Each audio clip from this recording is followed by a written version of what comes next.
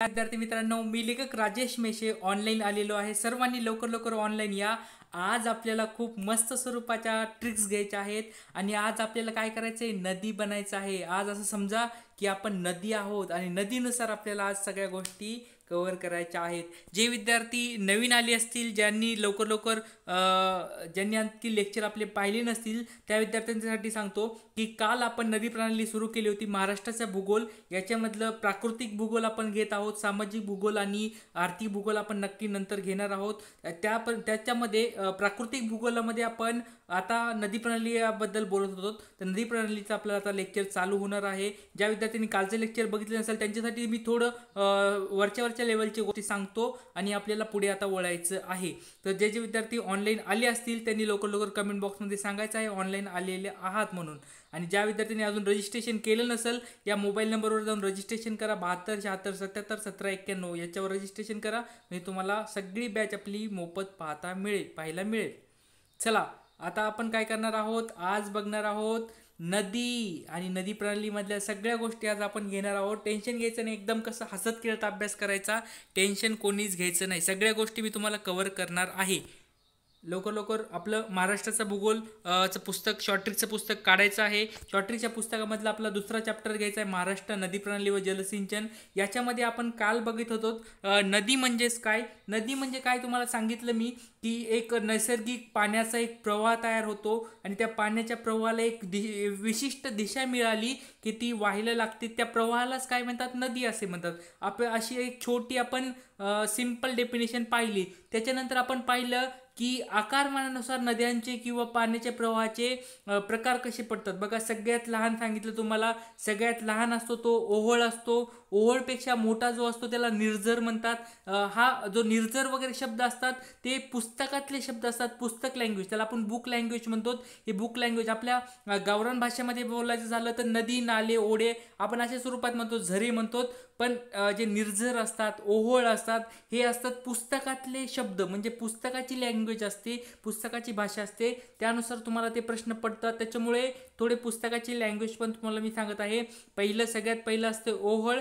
सगळ्यात लहान असतो तो ओहोळ असतो. त्याच्यानंतर असतो निर्झर. निर्झरपेक्षा मोठा असतो ओढा. ओढ्यापेक्षा मोठा असतं उपनदी. उपनदीपेक्षा मोठी आकाराने असते ती म्हणजे नदी. आणि नदीपेक्षा मोठी म्हणजे नदीच जर मोठ्या आकाराची झाली तर त्याला म्हणतात नद. आणि नद याचं आपण उदाहरण घेतलं ते म्हणजे ब्रह्मपुत्रा नद, असं आपण काल बघितलं होतं. त्या आत्तापर्यंत तुम्हाला काही अडचणी असतील तर कमेंट बॉक्समध्ये सांगायचं आहे. आणि बाजूला तुम्ही नोटबुक आणि पेन घेऊन बसत जा. म्हणजे ज्या गोष्टी अजून पण तुमच्याकडे शॉर्ट ट्रिक्स पुस्तक नसलं तर टेन्शन घेऊ नका. काय करा, बाजूला नोटबुक पेन घेऊन बसा आणि थोडंफार लिहून नोट्स वगैरे काढत जा. आणि ज्यावेळेस तुमचे पुस्तक घ्यायला जाताल त्यावेळेस आपलं शॉर्ट ट्रिकचं पुस्तक घ्या आणि जे परत रिव्हिजन करा. अशा स्वरूपात अभ्यास करा, तुम्हाला नक्कीच फायदा होईल. तर बघा, आपल्याला पुढे जायचं आहे ते म्हणजे आज आपण अजून काल बघितलं नद्यांच्या वाहण्याची दिशा आपण पाहिली होती. बघा, आपण छोटी एक साधी सिंपल डेफिनेशन सांगितली होती. नद्यांची वाहण्याची दिशा म्हणजेच काय, ज्या दिशेला नदी वाहते त्या दिशेला म्हणायचं नदीच्या वाहण्याची दिशा. म्हणजे बघा, एखादी नदी बघा, गोदावरी नदी आहे, ती कुठे वाहते, पूर्वेला वाहते, म्हणून तिला काय म्हणतात, पूर्ववाहिनी. आता एखादी नदी जर पश्चिमेला वाहत असेल, समजा तापी नदी आहे, नर्मदा नदी आहे, तर तिला काय म्हणतात, पश्चिम वाहिनी नदी, बरोबर. एखादी नदी जर आता दक्षिणेला वाहत असेल, खाली दक्षिणेला वाहत असेल, समजा बघा कृष्णा नदी महाराष्ट्रात थोड्या ह्यांनी बघा अशा स्वरूपात वाहते, म्हणजे थोडी दक्षिणेला वाहत असते ती, त्याच्यामुळे तिला काय म्हणतात, थोड्या स्वरूपात, बरं का. म्हणजे पूर्ण नदी दक्षिणेला वाहत नाही, थोडा पार्ट तिचा थोडासा अशा स्वरूपात वाहतो. त्याच्यामुळे मी तुम्हाला एक उदाहरण म्हणून सांगतोय, कृष्णा नदी ही थोड्या स्वरूपात किंवा भीमा नदीचा पण थोडा कल असा दक्षिणेकडे आहे. म्हणजे जसं गोदावरी बघा, गोदावरी कशी पूर्ण पूर्वेसाठी वाहते, तशी कृष्णा नदी आहे, भीमा नदी आहेत, या थोड्या कशा वाहतात, अशा खालच्या साईडनी वाहतात, म्हणजे दक्षिणेकडे वाहतात, म्हणून त्यांना दक्षिण वाहिनी, महाराष्ट्रामध्ये त्या दक्षिणेकडे वाहतात म्हणून तिला दक्षिण वाहिनी नद्या असं म्हटलं जातं. बघा, अजून पुढची गोष्ट बघितल्या त्या म्हणजे वाहिन्या, म्हणजे उत्तरेकडे ज्या नद्या वाहतात उत्तर दिशेला त्याला म्हणतात उत्तर वाहिनी. आता महाराष्ट्रात तर असं खूप कमी उदाहरणं आहेत, उपनद्या आहेत. पण तुम्ही एक शोण नावाची एक नदी आहे, भारताचा भूगोल तुम्ही जेव्हा अभ्यास करत असाल, कोणी केलं असेल MPSC मध्ये, तर शोण नावाची नदी बघा. शोण नावाची नदी मध्य प्रदेश इथे बघा, तिथं मध्य प्रदेशमध्ये उगम पावतं आणि ती तिकडे गंगा नदीकडे वाहिला जाते, गंगा नदीकडे वाहते. त्यावेळेस ती उत्तरेकडे वाहत असते की त्यावेळेस त्या नद्यांना काय म्हणतात, उत्तर वाहिनी नदी. तर अशा स्वरूपात या वाहण्याची दिशा आपण काल पाहिली. त्याच्यानंतर पुढचा मुद्दा आपण घेतला होता तो म्हणजे नद्या म्हणजे काय, उपनद्या म्हणजेच काय आणि मुख्य नद्या म्हणजेच काय, या गोष्टी आपण काल बघितल्या. तर अजून हे अजून काही तुमचे अडचणी असतील, काही कमेंट्स असतील, मला कमेंट बॉक्समध्ये सांगा. काल बरेच विद्यार्थी मित्रांनी सांगितलं की खूप छान प्रकारे सर तुम्ही लेक्चर घेत आहोत, आमच्या मित्रांना पण आम्ही सांगितलं आहे. तर अशा स्वरूपात नक्कीच तुम्ही सपोर्ट करा, म्हणजे आपले दररोज लेक्चर होत राहतील आणि तुम्हाला नवीन नवीन गोष्टी मी शिकवत राहीन. हसत खेळत अभ्यास करा आणि सगळ्या गोष्टी आपण करून घेणार आहे, टेन्शन घेऊ नका. अशा बेसिक गोष्टी जर लक्षात आल्या तर तुम्हाला पुढे जाऊन सोपे सोपे गोष्टी वाटतील आणि तुम्हाला अवघडातल्या अवघड गोष्टी तुम्हाला काय होतील, पुन्हा सोप्या वाटायला लागतील. त्याच्यामुळे असे छोटे छोटे पॉईंट्स लक्षात घ्या आणि छोटे छोटे पॉईंट्स घेऊनच पुढे आपल्याला अवघडाकडे जायचं आहे. तर आतापर्यंत कोणाला काही डाऊट आहे का, प्रश्न आहेत का, अडचणी आहेत का? आतापर्यंत जेवढं शिकवलं तेवढं क्लिअर असेल तर आपल्याला आता पुढे जायचं आहे. आता आता पुढे बघायचं ते म्हणजे आपल्याला उपनदी म्हणजेच काय. आपण ते काही काही पुस्तकामध्ये तुम्हाला ती नाव पाहायला मिळेल उपनदी, काही पुस्तकात तुम्हाला तिला सहाय्यक नदी असं पण म्हणतात. बाजूला लिहून ठेवा, तुम्हाला पाहिजे असेल तर. तिला सहाय्यक नदी पण म्हणतात, उपनदी पण म्हणतात. उपनदी म्हणजेच काय, एक बाबा मुख्य नदी असते ही, समजा एक गोदावरी नदी आहे आणि गोदावरी तुम्हाला काय एक्झाम्पल घेतलं, गोदावरी नदी आहे आणि तिला काय झालंय, एक प्रवरा ही छोटी एक नदी तिला येऊन मिळाली, म्हणजे ही नदी तिला येऊन मिळते, संगम होतो आणि ती नदी पुढे परत ती गोदावरीमध्ये मिसळते आणि पुढे गोदावरी नावानेच ती ओळखली जाते. म्हणून तिला उपनदी म्हणतात किंवा सहाय्यक नदी म्हणतात. कारण बघा, प्रवरा नदी असते, प्रवरा नदीचं पाणी कुठे जाऊन मिळणार आहे, गोदावरी नदीमध्ये जाऊन मिळणार आहे. म्हणजे गोदावरी नदीचं स्वतःचं पाणी असणार आहे आणि परत उपनदीचं पाणी, असं दोघीचं मिळून पुढे जाऊन ती काय होते, एक मुख्य नदी तयार होते. तर त्या नदीला काय म्हणतात, मुख्य नदी. आणि जी तिला येऊन मिळते, छोटी नदी येऊन मिळते, तर तिला म्हणतात उपनदी. अशा स्वरूपात आपण मुख्य नदी आणि उपनदी आपण काल पाहिलं. अशा स्वरूपात आता आपल्याला पुढे वळायचं आहे, ते म्हणजे कोणत्या किनाऱ्याने नद्या मिळतात. बघा, हा प्रश्न तुम्हाला परीक्षेमध्ये आतापासून जर आपलं थोडं अवघडाकडे आपण चाललो आहोत. आता तुम्हाला आतापर्यंत काही डाऊट असतील तर लवकर लवकर विचारा. आता आपण थोडं कठीण गोष्टीकडे जाणार आहोत. परीक्षेमध्ये जसे प्रश्न पडतात त्यानुसार आता आपण अभ्यासाला किंवा लेक्चरला सुरुवात करणार आहोत. आतापर्यंत आपण डेफिनेशन घेतल्या, छोटे छोटे कन्सेप्ट क्लिअर केले. आता आपल्याला पुढे जायचं आहे, ते म्हणजे उपनदी म्हणजेच काय आणि ती कोणत्या बाजूनी मिळते, ह्या तुम्हाला आता मी गोष्टी सांगणार आहे. तर रेडी आहात का? लवकर लवकर सगळ्यांनी कमेंट बॉक्समध्ये सांगायचंय. रेडी असताल तर आता खरं आपलं लेक्चर चालू होणार आहे. शॉर्ट ट्रिक्सनुसार तुम्हाला लेक्चर कसं असतंय ते तुम्हाला आता दिसायला लागेल. बघा, उपनदी म्हणजेच काय आता ते घेतलं आपण. आता कोणत्या बाजूनी मिळते ते आता आपल्याला घ्यायचं आहे. आता काय करा, टेन्शन घेऊ नका. असं समजा उपनदी म्हणजेच काय आणि नदी म्हणजेच काय.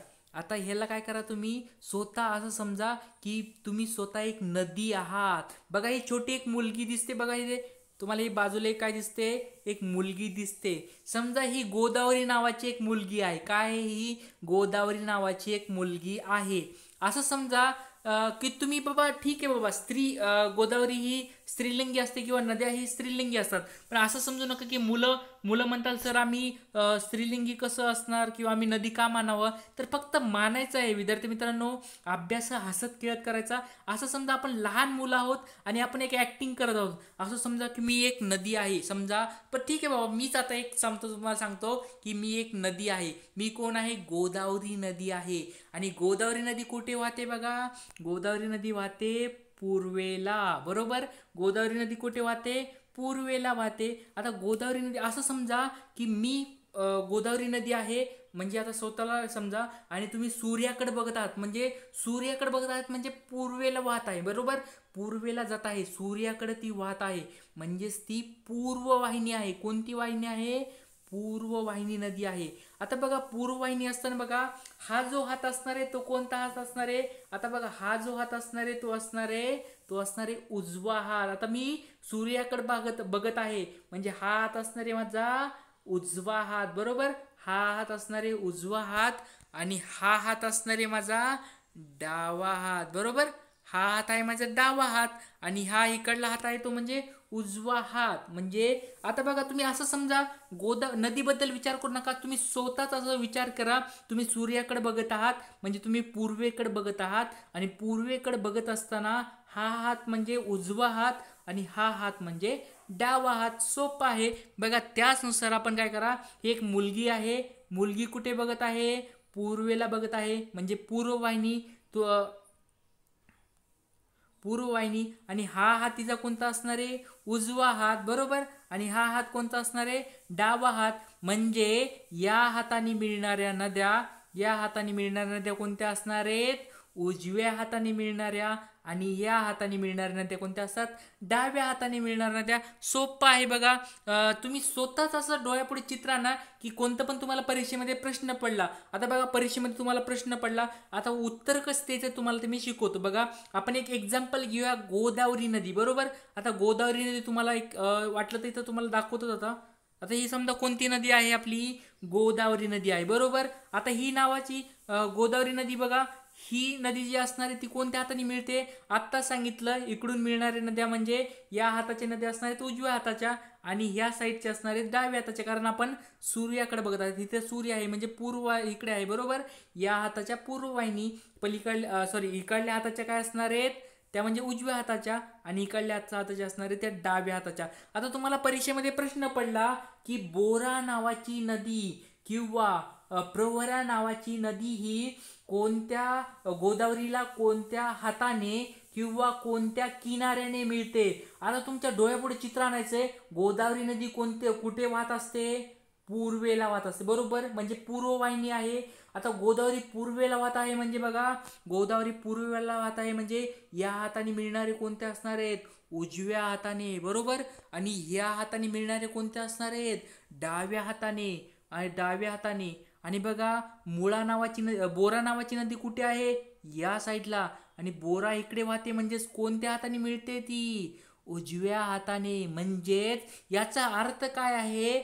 बोरा नावाची नदी, प्रवरा नावाची नदी ही कोणत्या हाताने मिळते? उजव्या हाताने. आता त्याचप्रमाणे शिवना नावाची नदी बघा, इथे शिवना दिसते तुम्हाला, इथे कदवा दिसते, इथे खांब दिसते. या ज्या नद्या आहेत त्या कुठल्या? पलीकडल्या किनाऱ्याने म्हणजेच डाव्या बाजूने मिळायला लागल्या, डाव्या बाजूने भेटत आहेत गोदावरीला. म्हणजेच गोदावरीच्या ह्या कोणत्या किनाऱ्याच्या नद्या असणार आहेत? उपनद्या असणार आहेत, त्या असणार आहेत डाव्या बाजूने. म्हणजे बघा डोळ्यापुढे फक्त चित्र आणा की गोदावरी नदी म्हणजे आपण स्वतः आहोत. तशा स्वरूपात समजा एक एक्झाम्पल घ्या, तुम्हाला अजून एक मस्त स्वरूपात सांगतो बघा. आता एक मजाक घ्या, तुम्हाला मजाक एकदम हसत खेळत अभ्यास कसा करायचा ते शिकवतो बघा. आता गोदावरी नदी आहे म्हणजे तुम्ही समजा एक एक्झाम्पल घ्या, गोदावरी नदी. मी समजा ठीक आहे, बरं ठीक आहे, हसायचं असेल तर हसून घ्या. मी म्हणजेच काय आहे? गोदावरी नदी आहे. आता बघा गोदावरी नदी कुठे चालले? मी कुठं चाललोय? पूर्वेला चाललो आहे. आणि पूर्वेला चाललोय. आता पूर्वेला जात असताना काही माझ्या सहाय्यक म्हणजेच काय? माझ्या मैत्रिणी असतात, त्या मैत्रिणी कुठून येऊन मिळत आहेत? या हाताने येऊन मिळत आहेत. म्हणजेच कोणत्या हाताने मिळत आहेत? उजव्या हाताने. म्हणजे काही बघा एक एक्झाम्पल घ्या, मी आता पूर्व दिशेला चाललो आहे आणि पूर्व दिशेला जात असताना काही उजव्या गल्लीतून मला काही मैत्रिणी येऊन मिळायला लागल्या म्हणजे भेटायला लागल्या. म्हणजे त्या कोणत्या हाताने भेटायला लागल्या? उजव्या हाताने. आणि काही मैत्रिणी कशा? डाव्या गल्लीमध्ये, डाव्या ठिकाणाहून मला येऊन मिळाल्या, डाव्या बाजूने येऊन मिळाल्या. म्हणून त्यांना काय म्हणतात? डाव्या किनाऱ्याने मिळणाऱ्या नद्या.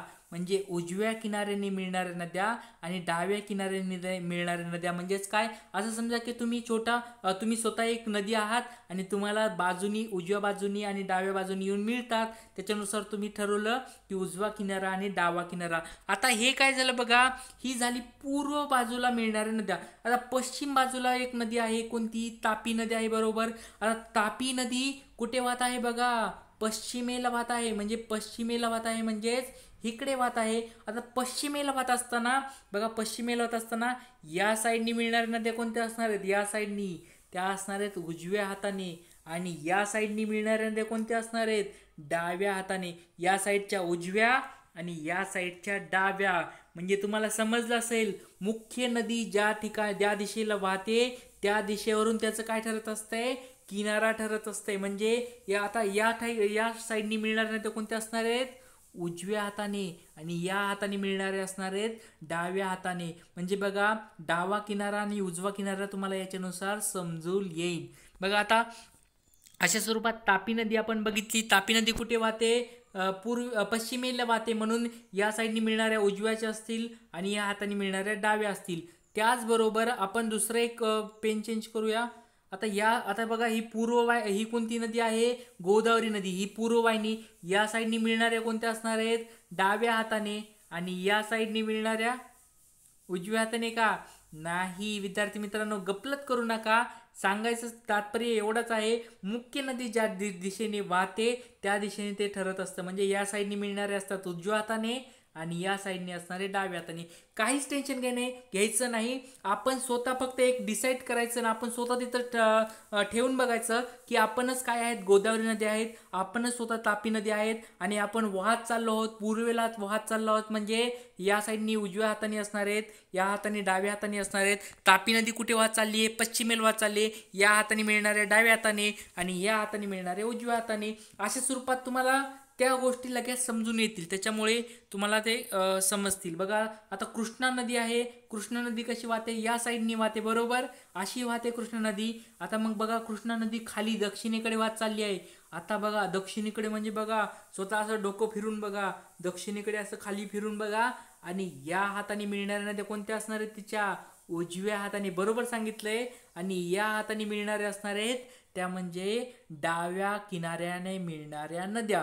अशा स्वरूपात तुम्हाला हे दक्षिणेचं समजलं. आता उत्तर, तुम्हाला उत्तरेकडल्या नद्या लगेच समजतील. बघा, उत्तर म्हणजेच काय? वर जाणाऱ्या नद्या. आणि वर न जाणाऱ्या नद्या बघा, इकडल्या साईडनी मिळणाऱ्या नद्या कशा असणार आहेत?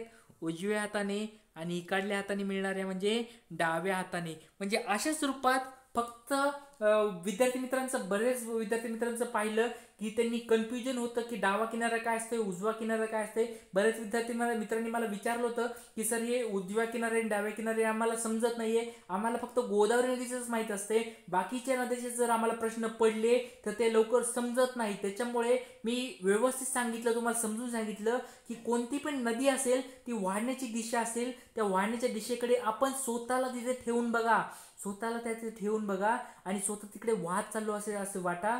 आणि वाटल्यानंतर तुम्हाला लगेच लक्षात येईल, अरे या हाताने मिळणारे म्हणजे डाव्या हाताने, या हाताने मिळणारे म्हणजे उजव्या हाताने. सोपं आहे. अशा स्वरूपात तुम्ही ते आता समजलंच असेल.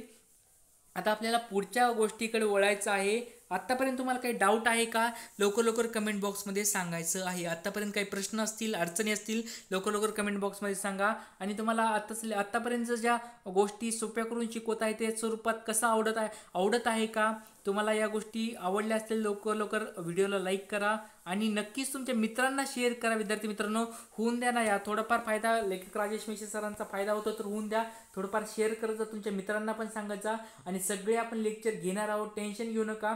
आता कसं, पहिले हे 2-3 लेक्चर बेसिक लेक्चर असणार आहेत, त्याच्यामुळे डेफिनेशन क्लिअर होतं. तुम्हाला थोडे मला गोष्टी समजून सांगाव्या लागतील. पुढे जेव्हा शॉर्ट ट्रिक्स येतील, आपल्या शॉर्ट ट्रिक्सचे लेक्चर जेव्हा गोष्टी अवघड असतील त्यावेळेस मी तुम्हाला ट्रिक्स सांगेल आणि सगळ्या गोष्टी कशा तुम्हाला एकदम गोलीगत तोंडपाठ होतील. बघा आता आपल्याला पुढे वळायचं आहे, ते म्हणजे खोरे म्हणजेच काय आणि खोरे आणि उपखोरे.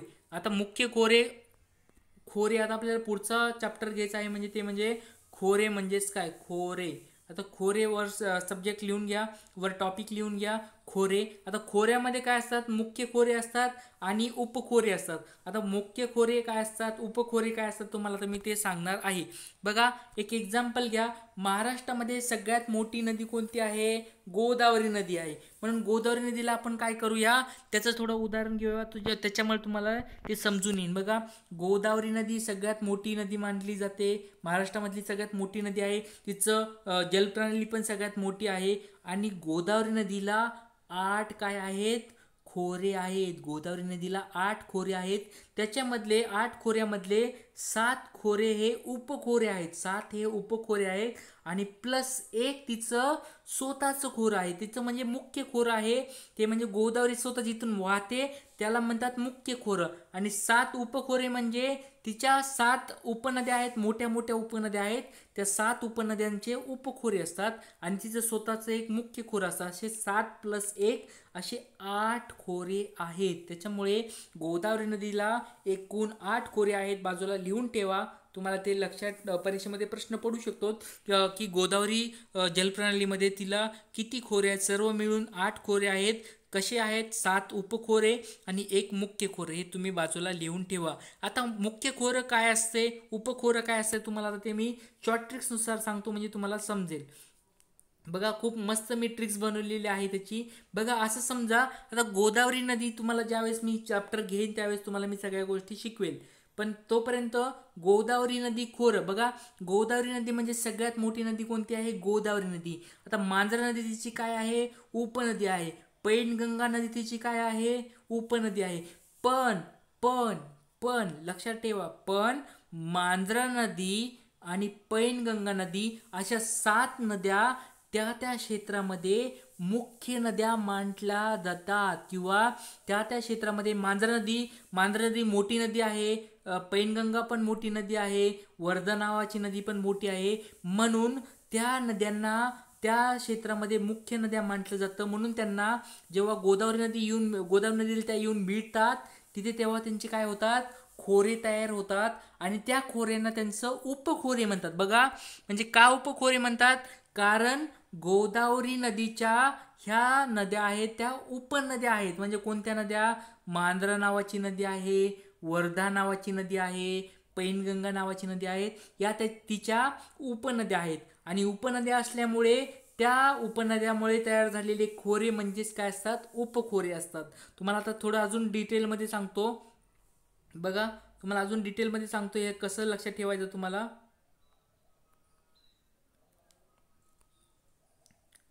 बघा, आता तुम्हाला बाजूला एक आकृती दिसत आहे.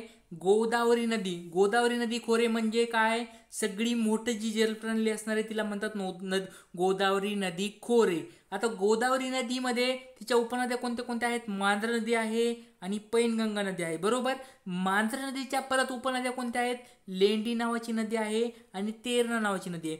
परत पैनगंगा नदीची उपनदी कोणती आहे? वाघाडी नदी आहे आणि खुनी नावाची नदी आहेत, या तिच्या उपनद्या आहेत. मग लेंडी नावाची नदी ही गोदावरी नदीची उपनदी आहे का? नाही. गोदावरी नदीची ती क्षेत्रामधली, पाणलोट क्षेत्रामधली किंवा नदी प्रणाली क्षेत्रामधली ती नदी आहे. परंतु लेंडी नदी ही डायरेक्ट गोदावरीला कोठेच भेटत नाही. त्याच्यामुळे लेंडी नदीला तिला काय म्हणतात? तिच्या क्षेत्रामधली, पाणलोट क्षेत्रामधली नदी म्हणतात. पण लेंडी नदी कोणाची उपनदी आहे? मांजरा नदीची उपनदी आहे. आणि मांजरा नदी कोणाची उपनदी आहे? गोदावरी नदीची उपनदी आहे. त्याच्यामुळे तुम्हाला परीक्षेमध्ये प्रश्न पडू शकतो, अरे बाबा, लेंडी नदी ही गोदावरी नदीची उपनदी आहे का? तर या प्रश्नाचं उत्तर बघूया कोण देत आहे. लेंडी नदी ही गोदावरी नदीची उपनदी आहे का? विधान ए बरोबर आहे का? विधान बी मी सांगतोय, लेंडी नदी ही गोदावरी नदी प्रणाली क्षेत्रामधली नदी आहे. बघा, प्रश्न बी तुम्हाला विधान काय सांगितलं? लेंडी नदी ही गोदावरी नदी प्रणाली मधली नदी आहे. तर बी जो विधान होतं ते बरोबर होतं, कारण लेंडी नदी ही गोदावरी नदीची काय उपनदी नाहीये, ती तिच्या पाणलोट क्षेत्रामधली किंवा तिच्या नदी प्रणालीमधली नदी आहे. तुम्हाला आता त्याच्यानुसार तुम्हाला आता समजलं असेल की ही जी मांजरा नदी आहे आणि पैनगंगा नदी आहे, ह्या दोन नद्यांचे खोरे म्हणजेच काय असणार आहे? तिचे उपखोरे असणार आहेत. म्हणजे गोदावरी नदीचं मुख्य खोरं असणार आहे, मांजरा नदीचं आणि पैनगंगा नदीचं हे उपखोर असणार आहे. आता तुम्हाला याचं उदाहरण घेऊन सांगतो म्हणजे तुम्हाला त्या गोष्टी अजून समजतील. बघा, असं एक्झाम्पल घ्या. गोदावरी नदी, पूर्ण जी गोदावरी नदी आहे ना, ती एक शाळा आहे. बघा, आपण लहानपणी शाळेमध्ये जात होतो, तर तुम्हाला आता थोडं तुमच्या लहानपणीच्या गोष्टीनुसार सांगतो म्हणजे तुम्हाला ते समजून येईल. बघा, गोदावरी नदी खोरं म्हणजेच काय आहे? एक मोठी शाळा आहे. बघा, आता शाळेमध्ये कोण कोण असते? बघा, शाळेमध्ये मुख्य कोण असते? बघा, मुख्य म्हणजे मुख्याध्यापिका असतात. म्हणजे मुख्याध्यापिका म्हणजेच कोण, त्या शाळेच्या मुख्य असतात. म्हणजेच गोदावरी मॅडम काय असतात बघा, गोदावरी मॅडम बघा सगळे मुख्य असतात. म्हणजे मुख्य नदी कोणती आहे, गोदावरी नदी. आणि गोदावरी मॅडम कोण असतात, त्या शाळेच्या मुख्याध्यापिका असतात. बघा आता बघा, मुख्याध्यापिकेच्या हाताखाली कोण काम करत असतं, गणित शाखेच्या मॅडम, विज्ञान शाखेच्या मॅडम ह्या त्यांच्या हाताखाली काम करत असतात. बघा म्हणजे गणित शाखेच्या मॅडमला काही प्रश्न आला तर त्या कोणाकडे जातात, मुख्याध्यापिकेकडे जातात. विज्ञान शाखेच्या मॅडमला काही प्रश्न आला तर त्या कोणाकडे जातात, मुख्याध्यापिकेकडे जातात. त्याच्यामुळे गणित शाखा आणि विज्ञान शाखा ह्या त्यांच्या उपशाखा झाल्या. म्हणजे मुख्याध्यापिका मुख्य झाल्या, मेन झाल्या, आणि गणित शाखा आणि विज्ञान शाखा त्याच्या उप झाल्या. म्हणजे तुम्हाला समजता येईल, असं म्हणता येईल की त्या उप झाल्या म्हणजे उपखोरे, आपण त्याला लक्षात ठेवता येईल. आणि गणित शाखेच्या मॅडम कोण आहेत बघा, मांजरताई मॅडम. कोण आहेत, मांजरताई मॅडम म्हणजेच गणित शाखेच्या मॅडम आहेत. आणि पैनगंगा मॅडम म्हणजेच कोण आहेत, तर विज्ञान शाखेच्या मॅडम आहेत. तर अशा स्वरूपात तुम्हाला समजलं. बघा मांजरा नदी म्हणजेच काय, गणित शाखेच्या मॅडम, आणि विज्ञान शाखेच्या मॅडम म्हणजेच पैनगंगा मॅडम. अशा स्वरूपात बघितलं. आता गणित शाखेमध्ये परत अजून काय काय असते, बीजगणित असते, भूमिती असते, बरोबर. आणि विज्ञानमध्ये काय असते, रसायनशास्त्र असते आणि भौतिकशास्त्र असते. तर बघा गणित शाखेमध्ये आता बीजगणित कोण शिकवतात, लेंडी मॅडम शिकवतात. आणि भूमिती कोण शिकवतात, तेरणा मॅडम शिकवतात. आणि रसायनशास्त्र विज्ञान शाखेच्या अंडर कोण काम करतं, वाघाडी मॅडम आणि खुनी मॅडम काय शिकवतात, भौतिकशास्त्र. आणि वाघाडी मॅडम काय शिकवतात, रसायनशास्त्र. म्हणजे बघा आता तुम्हाला समजायला लागेल, सगळ्यात मोठं कोण असणार आहे, मुख्याध्यापिका सगळ्यात मोठे असणार आहेत. त्यांच्या हाताखाली काम कोण करतंय, गणित शाखेच्या मॅडम आणि विज्ञान शाखेच्या मॅडम. परत गणित शाखेच्या मॅडमच्या हाताखाली कोण काम करतंय, बीजगणिताच्या मॅडम आणि भूमितीच्या मॅडम. परत विज्ञान शाखेच्या खाली कोण काम करते, रसायनशास्त्राच्या मॅडम आणि भौतिकशास्त्राच्या मॅडम. आता तुम्हाला याच्यानुसार समजेल की मुख्य नदी म्हणजेच काय असणार आहे, गोदावरी नदी ही मुख्य नदी, म्हणजे तिथं खोर असणार आहे ते मुख्य खोर असणार आहे. आता तिच्या हाताखाली काम कोण करतात, मांजरा नदी आणि पैनगंगा नदी. म्हणजे मांजरा नदीचं खोरं म्हणजे कोण असणार आहे, उपखोर असणार आहे. आणि पैनगंगा नदीचं खोरं कोणतं असणार आहे, उपखोर असणार आहे. आता परत अजून मांजरा नदीच्या हाताखाली कोण काम करतंय, लेंडी मॅडम आणि तेरणा मॅडम. मग आता लेंडी मॅडम काय करतात, जर लेंडी मॅडमला किंवा बीजगणिताच्या मॅडमला बघा, त्याला बीजगणिताच्या मॅडमला जर काही प्रश्न आला तर त्या कुणाला विचारतात बघा, गणित शाखेच्या मॅडमला म्हणजेच मांजराताईला विचारतात. आणि मांजराताईला विचारल्यानंतर मांजराताईला पण त्या प्रश्नाचं उत्तर देता आलं नाही तर मांजराताई कोणाकडे जातात, मुख्याध्यापिकेकडे जातात. म्हणजे तुम्हाला एक सांगता येईल, साखळी आहे ही, एक प्रकारची चेन आहे. म्हणजे बीजगणिताच्या मॅडम डायरेक्ट मुख्याध्यापिकेकडे जातात का प्रश्न आल्यावर, नाही. म्हणजे लेंडी मॅडम डायरेक्ट गोदावरी मॅडमकडे जात नाहीत. किंवा तुम्हाला अजून एक सांगतो, दुसरं पण एक उदाहरण घ्या की वाघाडी मॅडम आहेत रसायनशास्त्राच्या. त्यांना जर काही प्रश्न आला तर त्या डायरेक्ट कुणाकडे जातात, विज्ञान शाखेच्या मॅडमकडे जातात. त्या मुख्याध्यापिकेकडे जात नाहीत. पहिल्यांदा कुणाकडे जाणार, विज्ञान शाखेच्या मॅडमकडे जाणार. आणि विज्ञान शाखेच्या मॅडम काय करतात, प्रश्नाचं उत्तर देतात. तर त्यांना पण जर प्रश्नाचं उत्तर देता आलं नाही तर त्या कोणाकडे जाणार, त्या जाणार गोदावरी मॅडमकडे, म्हणजेच मुख्याध्यापिकेकडे जाणार. तर अशा स्वरूपात तुम्हाला एक याच्यानुसार समजलं, गोदावरी नदी प्रणालीमध्ये गोदावरी नदी काय असणार आहे, गोदावरी नदी म्हणजेच मुख्य खोरं असणार आहे. आणि मांजरा नदी, पैनगंगा नदी, वर्धा नदी या सगळ्या ज्या नद्यांचे खोरे आहेत, 7 जे खोरे आहेत ते 7 खोरे असणारे तिचे उपखोरे, कारण तिच्या त्या उपनद्या आहेत. त्याच्यामुळे तुम्हाला ह्या गोष्टी समजल्या असतील. आता अशा स्वरूपात तुम्हाला आतापर्यंत काही अडचणी असतील, खोरे उपखोरे नद्यांचे प्रकार, आपण आता नद्यांचे प्रकार वगैरे बघणार आहोत. त्याच्यानंतर आपण पाहिलं की वाहण्याची दिशा पाहिली, उजव्या हाताच्या नद्या, डाव्या हाताच्या नद्या या पण पाहिल्या. तुम्हाला आत्तापर्यंत काही अडचणी आल्या असतील तर लवकर कमेंट बॉक्समध्ये विचारा विद्यार्थी मित्रांनो. आणि महत्त्वाची गोष्ट म्हणजे बरेच विद्यार्थी ऑनलाईन आहेत, तुम्हाला काही अडचणी असतील तर लवकर विचारत जा. आणि ज्या विद्यार्थ्यांनी रजिस्ट्रेशन केलं नसेल तर त्यांनी या नंबरवर 72 76 77 17 91 वर रजिस्ट्रेशन करा. आणि आपले शॉर्ट ट्रिक्सचे पुस्तकं एकदा वाचून बघा विद्यार्थी मित्रांनो. तुम्ही सपोर्ट करत राहा. तुम्ही जर सपोर्ट मला केला तर आपण सगळे मिळून पुढे जाणार आहोत. तर आपले शॉर्ट ट्रिक्सचे पुस्तक आहे ते नक्कीच तुम्ही वाचून बघा आणि तुमच्या मित्रांना नक्कीच सांगा. सर्व बुक सेंटरवर आपले पुस्तकं उपलब्ध आहेत. शॉर्ट ट्रिक्स महाराष्ट्राचं भूगोल आहे, भारत व जगाचा भूगोल आहे, मराठी व्याकरण आहे, इतिहास आहे. हे सगळे शॉर्ट ट्रिक्सचे पुस्तकं बाजारात उपलब्ध आहेत. नक्कीच तुम्ही ते खरेदी करा, वाचून बघा आणि आवडले तुम्हाला नक्की आवडतील. आवडले तर तुमच्या मित्रांना सांगायला विसरू नका. होऊन द्या राजेश मेशी सरांचा थोडा फायदा होऊन द्या. झाला तर आपलेच सर आहेत, टेन्शन घ्यायचं नाही. थोडाफार फायदा होऊन द्या. सरांचा पण फायदा झाला तर सर तुमचा पण फायदा नक्कीच करत आहेत. त्याच्यामुळे आपली विनामूल्य बॅच ही आहे तुमच्यासाठी. मी सगळ्या गोष्टी शिकवणार आहे. आता मराठी व्याकरणाचे पण लेक्चर मी घेणार आहे. जर अजून एक प्रश्न तुम्हाला छोटा विचारतोय, उद्या सकाळी 11 वाजता आपण मराठी व्याकरणाचं लेक्चर घ्यायचं का? लवकर लवकर कमेंट बॉक्समध्ये सांगा. आपण मराठी व्याकरणाचं लेक्चर 11 वाजता सकाळी घेत जाऊ आणि भूगोलाचं लेक्चर रात्री 9 वाजता घेत जाऊ. तुम्हाला याच्यामध्ये काही अडचणी आहेत का? लवकर लवकर कमेंट बॉक्समध्ये सांगा. प्रश्न विचारलाय तुम्हाला. मराठी व्याकरण सकाळी 11 वाजता आणि भूगोल, महाराष्ट्राचा भूगोल जे भूगोल इतिहास असतील ते संध्याकाळी 9 वाजता घेतले तर तुम्हाला व्यवस्थित राहील का? कारण मराठी व्याकरण आणि भूगोल दोन्ही जर आपण एकाच दिवशी घेतले तर अजून तुम्हाला जास्त फायदा होईल आणि तुम्हाला याचा नक्कीच अजून जास्तीत जास्त फायदा होईल. लवकर लवकर कमेंट बॉक्समध्ये सांगा आणि जास्तीत जास्त लवकर लवकर ऑनलाईन या जा विद्यार्थी मित्रांनो. बरेच विद्यार्थी लेक्चर बघत नाहीयेत. बरेच विद्यार्थी काय करतात, लेक्चर पाहतात पण कमेंट करत नाहीयेत. अशा बऱ्याच गोष्टी आहेत. तुम्ही व्यवस्थित हे करत जा आणि तुम्ही जर प्रतिसाद दिला तर एकदम मस्त स्वरूपात लेक्चर होतील. तर आता उद्यापासून आपले शॉर्ट ट्रिक्सचे मस्त स्वरूपात, आता खरं आपल्याला आता बेसिक समजलं आहे. आता बेसिक मी तुम्हाला सांगितलं. आता उद्यापासून आपल्याला